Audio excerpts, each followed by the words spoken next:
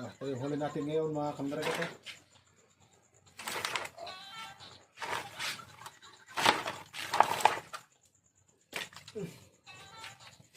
Ito, meron tayong dalawang crocodile fish.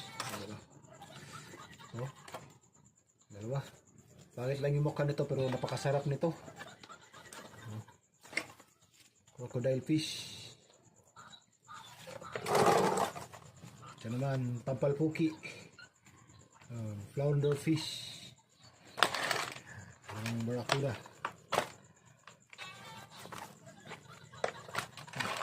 Ito naman, pang-ulam. Pabinta. Pang-ulam natin ito bukas.